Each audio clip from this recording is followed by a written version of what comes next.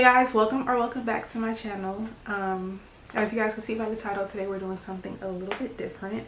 I'm a little bit nervous, can't lie, because it's been a while since I've shared my poetry. So just to give you guys a little background, I've been writing poetry since I was 8 years old. I published my first book at 23 years old, and I published my second book when I was 25, I believe I was. And right after publishing my second book titled The Language, I was pregnant with my daughter. Like maybe 2 months later, I was pregnant with my daughter. Since then, I have definitely taken a step back from performing poetry. I used to do a lot of spoken word and open mic nights all across LA, and that used to just be a huge part of me. That's where I found a lot of my healing, and that's where I found a lot of my confidence. When I was younger, I had zero confidence. I feel like I found my voice when I was 8 years old, but I didn't start to use it until I got up and started sharing my poetry. It was just something that I kept to myself. And I feel like after I had my daughter, I was so focused on becoming a mom and making sure I was a good mom.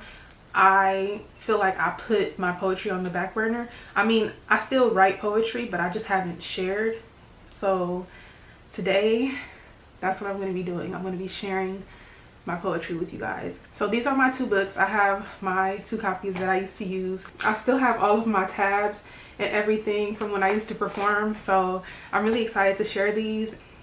I really hope you guys like this because this is such a huge part of me. I know I'm a beauty channel, and I know, like, we're here to talk about makeup and all things beauty, but I do want to incorporate poetry into my channel somehow. As a matter of fact, when I first started this channel in 2016, like my very first upload, I wasn't really using my channel like that, but my very first upload was from my very first book signing, and my second upload was from my second book signing. So that's pretty much why this channel even exists. So I feel like it's only right that I share this with you guys. So we're gonna start with my first book, Seasons.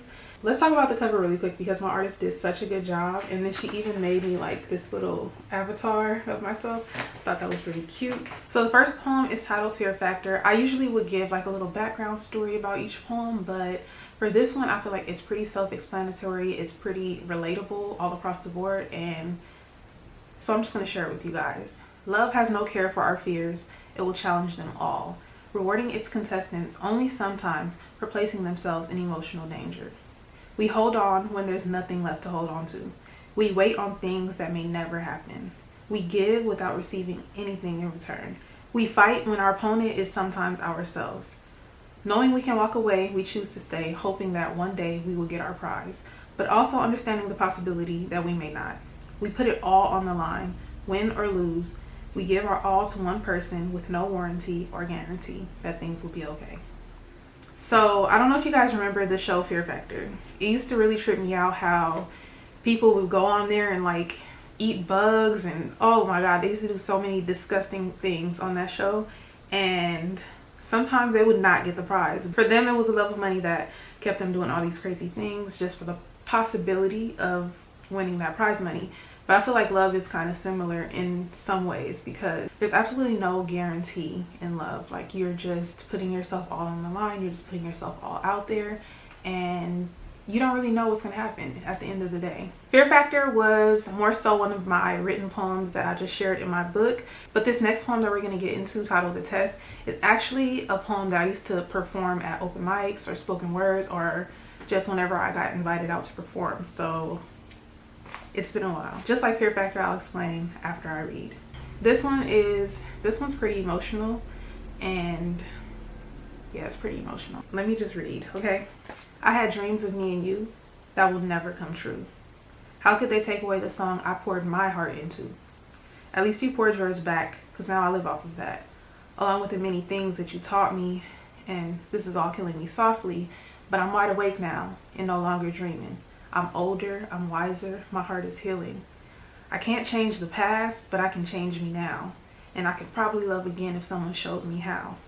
But no one knows me how you did. I just hope that they can learn that these cracks in my heart is just a roadmap with sharp turns. And no matter how good of a woman I am, I'll never be good enough for a man that's unwilling and not ready to follow this roadmap, because I can only love whoever lets me. If I didn't understand this myself, No one else could ever get me. Because at first I was just a wanderer with no clue that I was lost. But when it all fell down, that's when the test got involved. It seemed as though my needs were being neglected, but it was just my faith that was being tested. My strength is very much respected, but these breakdowns get so hectic. To whom much is given, much is expected. So how could I not expect this? I have to learn to accept this, because I may find peace in my acceptance. Though there's so many unanswered questions, I leave those ones blank and turn my test in and focus on what's greater and not what's less than. Because if the answer isn't no, it must be yes then, because that's all that was left in. Nothing is ever perfect. I mean, besides the smile that you kept while you were hurting. And as we go through the motions, taking it day by day, that's just how life goes, teaching us through our mistakes, giving us things just to take them away. We lose sometimes just to win something better. But it gets so cold in the winter while we wait for better weather. However, I think it's clever how we find ourselves within the broken pieces. And after life breaks us down, we learn that pain is our greatest teacher. We learned this lesson together, you and I. And you left me with something that still lives inside. It's true love that never dies and can only multiply. And I've also realized that I'm not impossible to love. It just takes courage. The kind that starves your ego and feeds your soul so that your heart will nourish one's spirit and not the body, because the body don't last forever. When you're intertwined with someone's soul, you will always be together. So just to give you guys a brief background, this entire book is dedicated to Lamont Terry, who passed away August 9th, 2014.